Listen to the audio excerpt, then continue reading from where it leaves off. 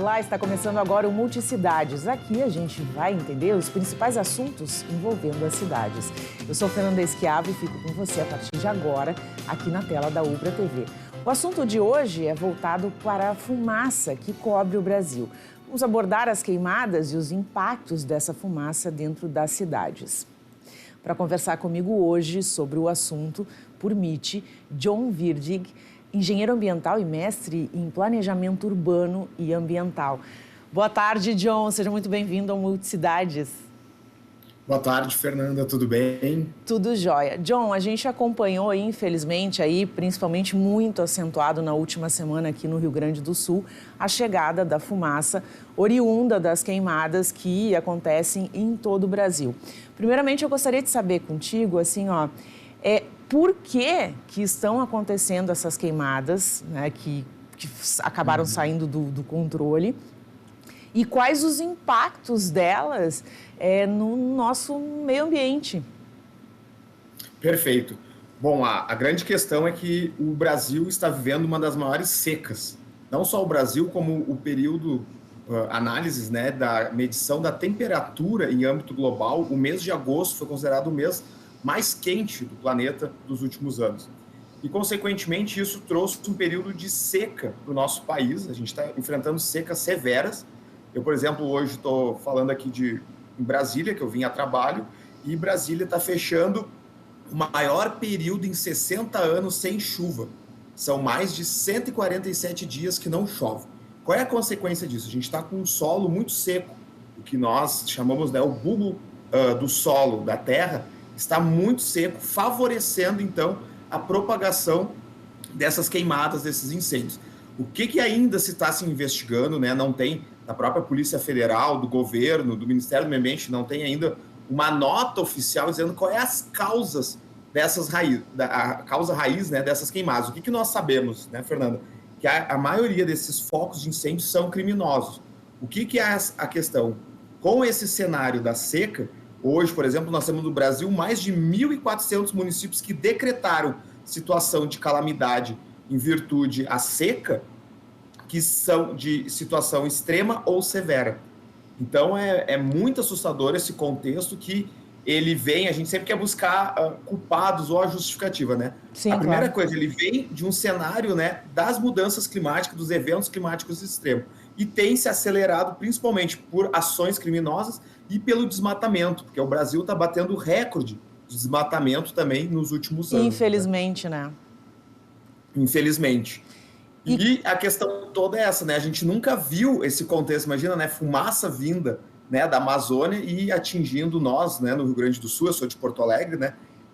A gente ficou impressionado, né? Muitos dias sem o céu azul, né, encoberto pela fumaça. Hoje, graças a Deus, a gente está com um céu azul lindo aí. E quais são os impactos que essa fumaça, essa mudança toda, essa questão das queimadas, a gente vê em vários lugares do mundo aí, muitos problemas, um desequilíbrio ambiental, assim, total, lugares com muita chuva, nós fomos atingidos aqui. Isso. E, em específico, assim, essa questão das queimadas, o impacto no meio ambiente, o que isso pode causar? Bom, esse excesso de desmatamento, né, na verdade. Nós saiu agora há pouco um estudo do MAP Biomas, eu até também dei uma entrevista há poucos dias para um canal falando sobre isso. Nós já perdemos mais de 33% da vegetação nativa do nosso país. E um dos ecossistemas, dos biomas mais afetados é a floresta amazônica, o cerrado e o nosso pampa gaúcho. Qual é a questão nisso, Fernando? A floresta amazônica está para entrar num ponto de não regeneração. Ela está sendo tão desmatada que se eu começar a plantar hoje milhões de mudas de árvores, não vai adiantar no processo de regeneração, porque isso vai levar muitos anos para atingir o ápice de uma floresta em ponto de equilíbrio. Então, assim, o cenário é esse, a gente está entrando num ponto de desequilíbrio muito grande no que tange a nossa biodiversidade, o ambiente natural, e como tu também me perguntou lá no início, o impacto na saúde humana é muito grande. Então, a gente tem duas consequências, o impacto no meio ambiente e na saúde humana. E tem uma frase que eu uso muito, Fernando, nas minhas palestras, que é: o que não se monitora, o que não se mede, não se gerencia. Hoje, por exemplo, Porto Alegre não tem estações de monitoramento da qualidade do ar, ou seja, a gente nem sabe qual é a qualidade desse ar que estamos respirando. Isso é muito complicado, né? E essa questão, assim, esse aumento da temperatura, esse agosto muito quente, como é que tu enxerga, assim, qual é a tendência para a gente nos próximos anos, através de estudos, óbvio, que estão sendo feitos, é comprovada a questão do aquecimento da Terra, e, enfim, e o desgelo da parte da Antártica, e, enfim, o que a gente pode esperar aí para os próximos anos? Perfeito. Então, assim, eu participei de já várias conferências do clima, né? Que é as conferências mundiais da ONU, que a gente chama COP, que inclusive a próxima COP30 vai ser no Brasil, no próximo ano, em 2025. E sempre o que se espera na COP, né? Um grande compromisso dos países em redução da emissão de gás de efeito estufa, que é, né, os causadores. Esses sim, sabe, quem é os culpados, né? A emissão dos gases de efeito estufa.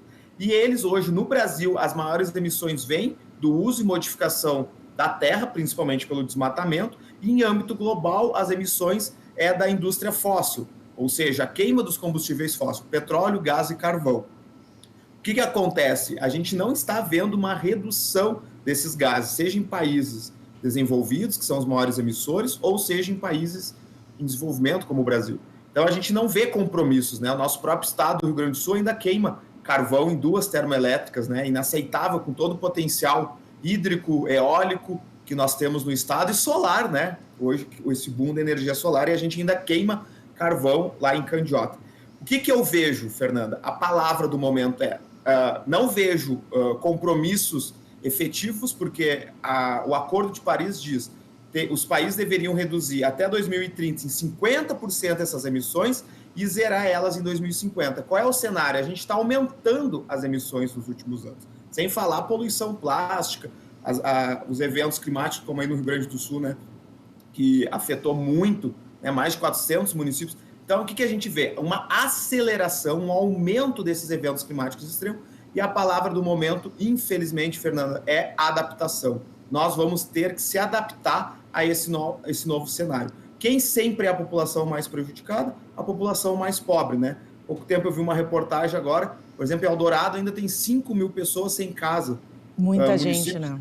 No Mussum, enfim, as pessoas não têm a casa. Então, imagina se vir uma nova inundação. Os municípios estão preparados? Não, não estão. A Defesa Civil surge quando tem a desgraça, não tem um trabalho preventivo. Exato, ela surge para a resolução do problema já instaurado e não para prevenir. Então, a gente tem, os municípios não têm um mapeamento das áreas de risco, qual é a gestão dessas áreas de risco, né? Então, se chover tanto e subir os arroios, o Lago Guaíba, vai até onde? Não se tem isso. A gente tem estudos, mas falta governança e compromisso, né, dos nossos gestores públicos. E essa pauta está aí, é um ano de eleição, né? Então, cabe tanto aos candidatos e aos eleitores também. Então, assim, a gente está precisando de muita informação. E esse contexto da polarização política, seja de ambos os lados, isso, Fernanda, está comprovado que vai ser um grande risco para o planeta. Está lá no relatório do Fórum Econômico Mundial. Os 3 maiores riscos para os próximos 2 anos. A informação falsa e a desinformação, o evento climático extremo e a questão da polarização política. E é o que a gente vive no momento, né? Tudo se polariza politicamente e a gente não consegue ter, como estamos fazendo agora, um debate, né, para construir soluções para os problemas, né? Eu trouxe aqui no Multicidades, recentemente, a notícia de que Porto Alegre estava recebendo unidades de ônibus elétricos, começando essa movimentação. Conversei também com um engenheiro especialista em biocombustíveis, onde ele tratou comigo várias possibilidades, né, além da eletricidade. E recentemente, quando eu estive na Europa, eu percebi, assim, Paris, por exemplo, toda a frota de ônibus já é elétrica. Dificilmente, olha, não teve nenhum Uber que eu peguei por lá que fosse a combustível, então os carros estão, praticamente todos são elétricos. E no Brasil está tendo uma entrada ok, porém eles são muito caros, muito acima do valor dos carros a combustível tradicional, digamos assim.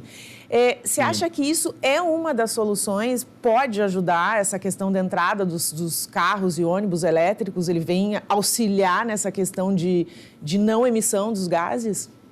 Perfeito. Então, assim, cada caso é um caso, né? Então, assim, o município de Porto Alegre, a gente tem que olhar hoje, quem é as maiores fontes de emissão do município, né? O município não tem indústria lá com chaminés emitindo gás de efeito estufa. A primeira fonte é os transportes, né? Os transportes são em Porto Alegre, então é os carros, automóveis, os ônibus, são os maiores emissores, e também vem resíduos sólidos, né? Porto Alegre gera muito resíduo que 97% vai para um aterro. Então, a primeira coisa, a gente tem que ver a questão de uma forma sistêmica. E isso, quem está vendo hoje inclusive, tem uma instituição no Brasil que faz um trabalho muito sério e que eu recomendo aí, né? Aqui a nossa audiência seguir, buscar informação, que é o Instituto Internacional Araiara, que trabalha no Brasil com a transição energética, ou seja, analisar de forma sistêmica, né, quais são as emissões do município e propor um plano de transição energética. Isso vale para o município, vale para os estados, né, para que a gente possa sair de uma economia de alta emissão para uma economia de baixa emissão de carbono, aonde a questão do carro elétrico, do ônibus elétrico é apenas um dos elementos, né? A gente tem que olhar o todo, a própria eficiência energética, né? E tentar... hoje a gente tem isso, também não adianta eu ter algo elétrico que não é eficiente e economicamente viável. Então, são inúmeras variáveis, mas com certeza é uma das alternativas hoje para o município de Porto Alegre. A gente vê muito as frotas, né, dos ônibus saindo a fumaça preta, e analisar as questões também, Fernanda, de forma sinérgica, né, sistêmica. Então, a gente vê hoje, assim, eu uso ônibus, né, não tenho carro, uso muito a rodoviária, vejo os ônibus muito velhos, né, a gente tem as emissões do aeroporto, que tomara que em breve volte, né, mas a questão aérea, qualquer imagem que a gente vê hoje, por exemplo, do Brasil, é muitos aviões, né, tem um grande impacto. Verdade.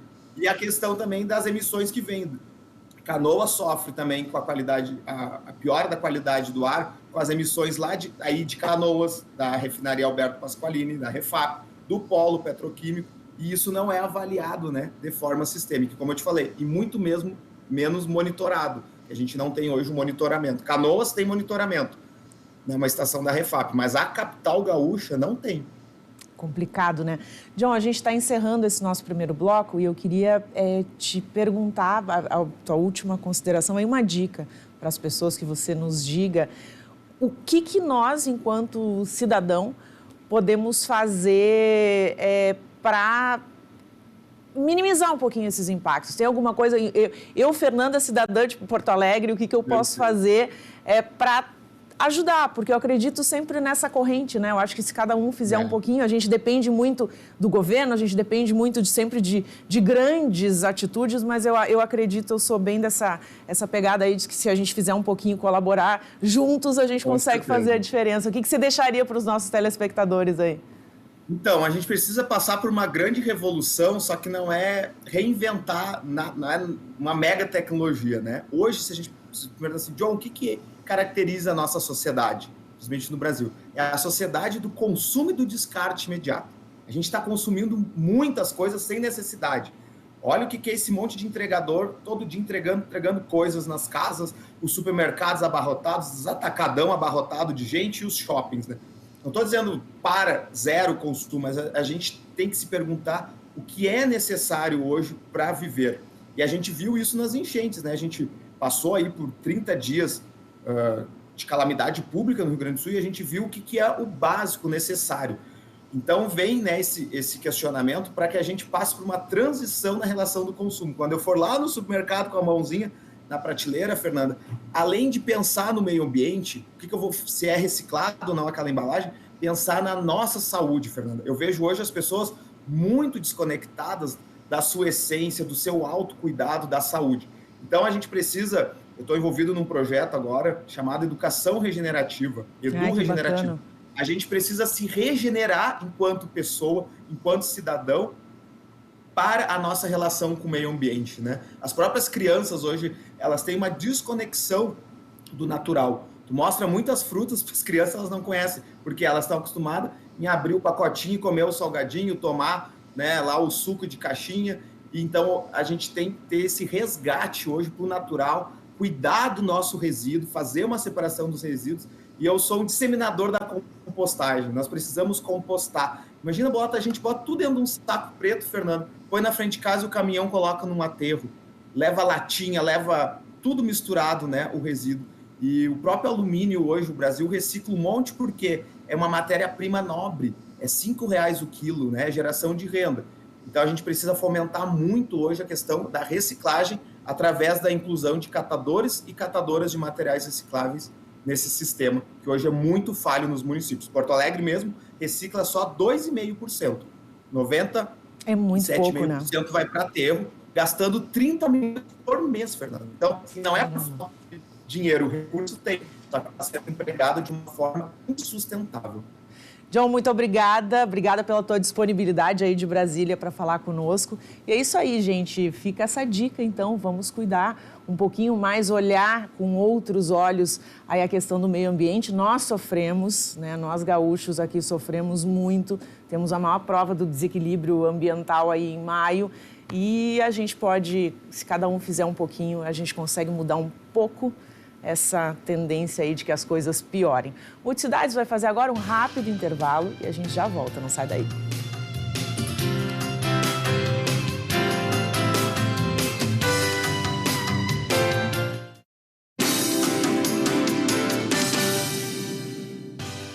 Estamos de volta com o Multicidades. O assunto de hoje é voltado para a fumaça que cobre o Brasil.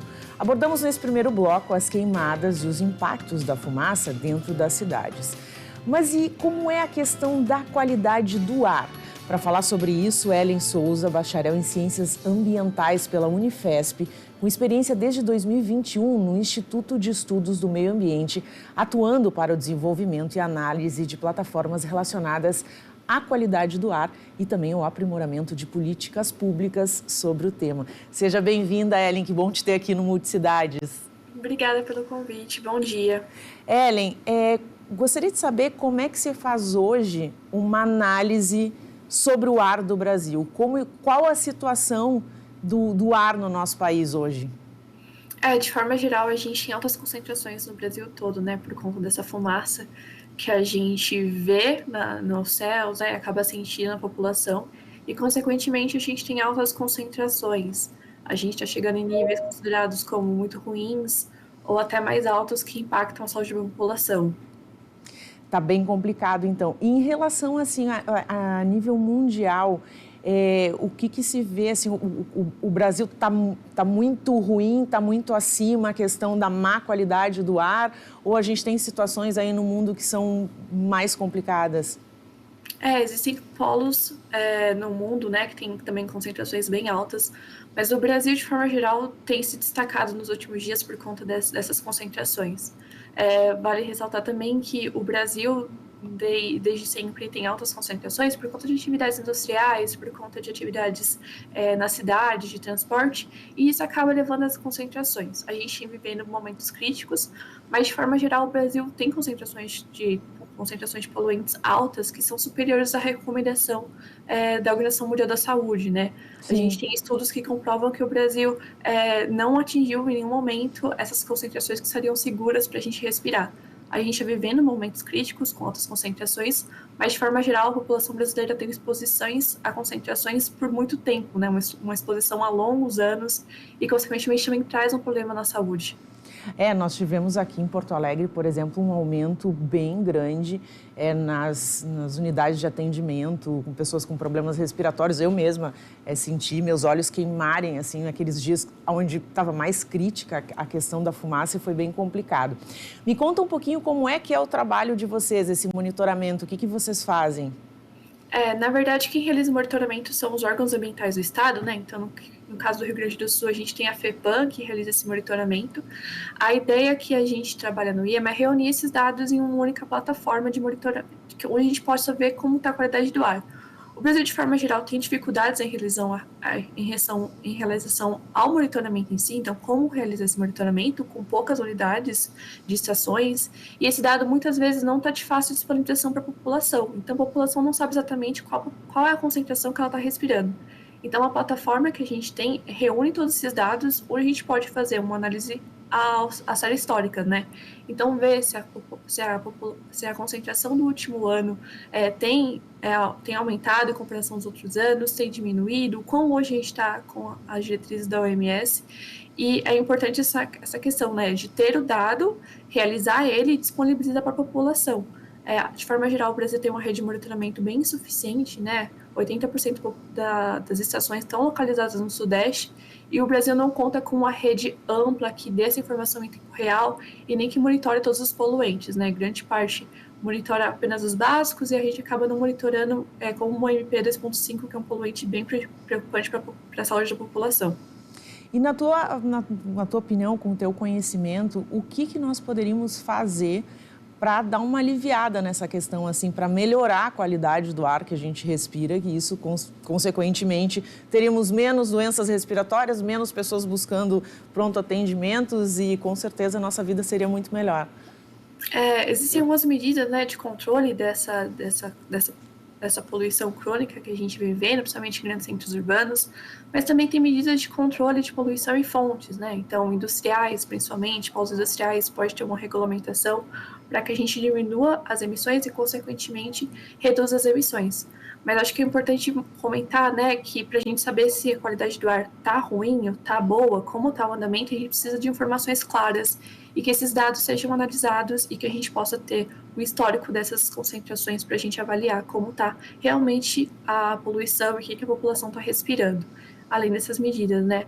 A gente fala de gestão da qualidade do ar, é um campo que exige diversos mecanismos para tanto o controle quanto o acompanhamento e mitigação dela.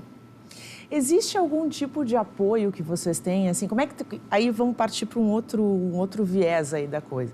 A gente muito se fala, existem muitos eventos no mundo inteiro que tratam essa questão ambiental, enfim, de poluição, ar, reciclagem, mas a gente acaba sabendo que a gente vê que muito se fala, mas na prática não é muito aplicado pelos governos, né? Tanto por governo federal, estadual, municipal.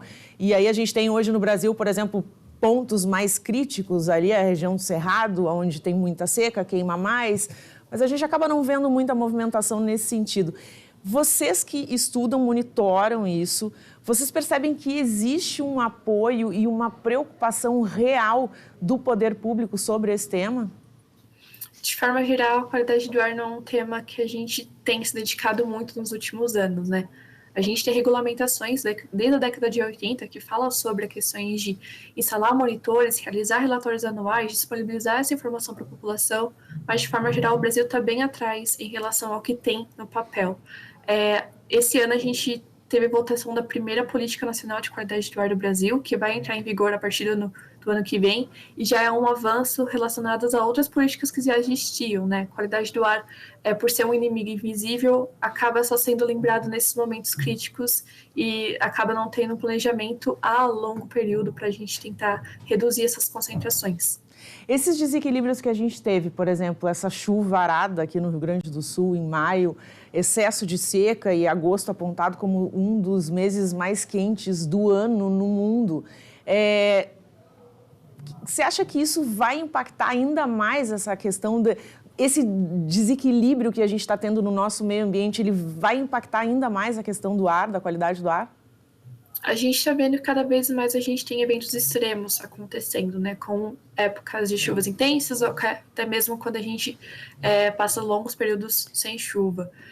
Consequentemente, se a gente passa longos períodos sem chuvas, a gente vai ter maior concentração de poluentes na atmosfera. A chuva é um dos grandes fatores de dispersão e retirada dessa poluição no ar. E, consequentemente, sim, a gente vai ter momentos de altas concentrações e muitos dias consecutivos com as altas concentrações. Por isso é importante acompanhar, ver, tentar traçar medidas para a gente reduzir isso.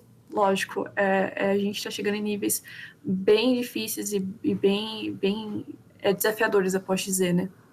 Ellen, muito obrigada pela tua participação, excelente trabalho para vocês, continuem monitorando aí e que se expanda, né, esse monitoramento aí no nosso país cada vez mais, que a gente possa ter pelo menos informações a respeito disso. Bom trabalho. Obrigada, tchau, tchau. Tchau, tchau. Multicidade de hoje vai ficando por aqui. Você pode ver esta e outras entrevistas no YouTube da Ubra TV. Tchau, tchau.